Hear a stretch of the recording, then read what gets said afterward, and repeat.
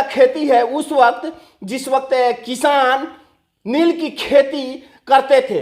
आप यहाँ पे स्पष्ट शब्दों में देख सकते हैं नील का पौधा लिखा हुआ है, ये वही पौधा है।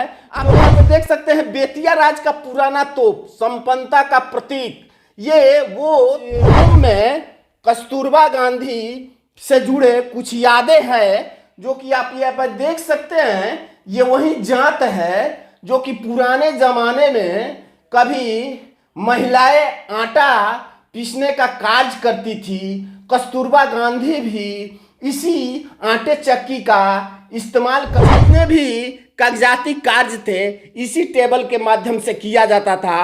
और उस वक्त की ये घंटी आप देख सकते हैं। अभी हम पश्चिमी चंपारण जिले में मौजूद हैं जो कि जिला मुख्यालय से 60 किलोमीटर की दूरी पे और नरकटियागंज से महज 18 किलोमीटर की दूरी पे भितहरवा आश्रम स्थापित है, जो कि पहली बार चंपारण की धरती पे जब महात्मा गांधी पहुंचे हुए थे मोतिहारी में, और वहां से चल करके पैदल नरकटियागंज पहुंचे हुए थे और नरकटियागंज के रास्ते भितहरवा आश्रम पहुंचे हुए थे। और यहीं पे उन्होंने आकर के एक आश्रम का निर्माण करा। आप यहाँ की वो तस्वीरें देख सकते हैं। ये जो खपड़ैल का मकान है उस वक्त का, आज भी इसे सुरक्षित रखने के लिए कई साजो सामान से सजाया गया है। और ये जो सुरक्षा के दृष्टिकोण से ऊपर एक अंडरग्राउंड करा गया है ताकि आंधी तूफान इसको नुकसान न पहुंचा सके।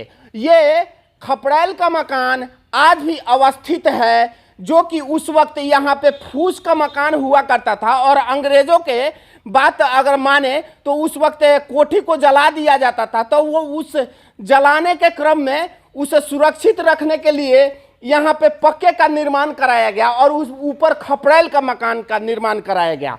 और यहाँ अंदर की कुछ तस्वीरों को बताते चले। उस वक्त जब 1917 में चंपारण की धरती पे महात्मा गांधी पहुंचे हुए थे, उस वक्त सर्वप्रथम राजकुमार शुक्ला जी के द्वारा महात्मा गांधी को चंपारण की धरती पे बुलाने का आह्वान करा गया।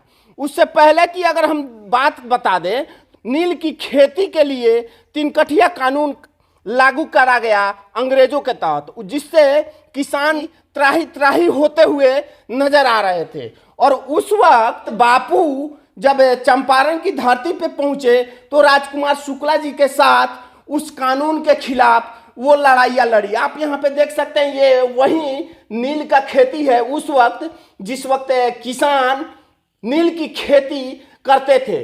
आप यहाँ पे स्पष्ट शब्दों में देख सकते हैं नील का पौधा लिखा हुआ है, ये वही पौधा है जो किसान यहाँ पे नील की खेती करते थे और अंग्रेज उन्हें नील की खेती करने पे विवश करते थे। और नील की कटाई कैसे होती थी ये तस्वीर पुरानी तस्वीर के माध्यम से दर्शाया गया है। और यहाँ पे आप देख सकते हैं पानी से भरे हौज में नील को सड़ने के लिए रखा जाता था। उसके बाद नील कैसे तैयार किया जाता था, फिर उसको टिकिया बनाया जाता था। और उस वक्त गांधी जी के द्वारा चंपारण में लिखे गए कुछ पत्र भी आज भी सुरक्षित हैं और इसे एक धरोहर के रूप में आज भी इसे सुरक्षित रखा गया है। और भी बहुत सारी तस्वीरें हैं यहाँ पे आप देख सकते हैं जो कि बापू की धरोहर से जुड़ी हुई ये तस्वीरें हैं उस वक्त की। अंग्रेजों के द्वारा जब नील की खेती किसानों से कराया जाता था तो किसान हर वक्त उस खेती से परेशान रहा करते थे। और उस वक्त किसानों की परेशानी को देखते राजकुमार शुक्ला जी ने आवाज उठाया तो उनके खिलाफ कई कार्रवाइयां करा गया। उस वक्त महात्मा गांधी जी पहुंचे हुए थे 1917 में चंपारण की धरती पे पहली बार, तो राजकुमार शुक्ला जी के बुलाने पे वे चंपारण की धरती पे पहुंचे। आप यहाँ पे देख सकते हैं मशीन द्वारा नील की मथाई कैसे की जाती थी। और यहाँ पे देख सकते हैं नील की खेती पुराने चित्रों के माध्यम से किसान कैसे करते थे उसको यहाँ पे दर्शाया गया है। और सारी तस्वीरें नील का फैक्ट्री तेल चित्र के हिसाब से यहाँ पे बतलाया गया है कि उस वक्त किसान से कैसे कार्य लिया जाता था। और भी सारी तस्वीरें हैं आप यहाँ पे देख सकते हैं। बेतिया राज का पुराना तोप, संपन्नता का प्रतीक।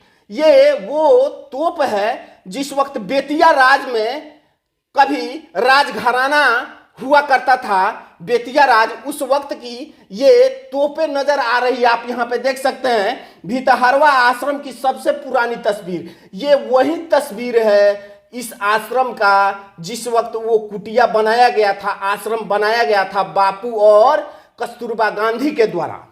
और हम आपको बता दें, इस रूम में कस्तूरबा गांधी से जुड़े कुछ यादें हैं जो कि आप यहाँ पर देख सकते हैं। ये वही जात है जो कि पुराने जमाने में कभी महिलाएं आटा पीसने का कार्य करती थी। कस्तूरबा गांधी भी इसी आटे चक्की का इस्तेमाल करती थी और इसी आटे चक्की से आटे पीसने का कार्य करती थी। कस्तूरबा गांधी द्वारा इस आटे चक्की का इस्तेमाल करा गया था।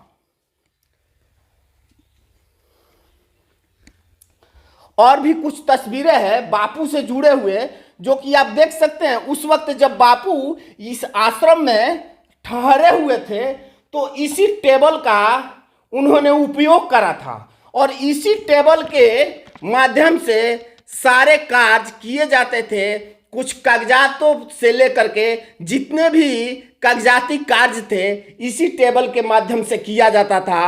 और उस वक्त की ये घंटी आप देख सकते हैं, जब बच्चों को पढ़ाया जाता था तो हर एक घंटे पे ये बच्चों को अवगत कराया जाता था कि 1 घंटा बीत गया है और इसके लिए इस घंटी का इस्तेमाल किया जाता था उस वक्त। और भी सारी कुछ तस्वीरें हैं जिससे हम आप सब तक पहुंचाने का प्रयास करेंगे, जो कि बापू से जुड़े स्मृतियाँ आज भी पुरातत्व के हिसाब से अगर देखा जाए तो इसे सुरक्षित रूप से रखने का कार्य किया जा रहा है।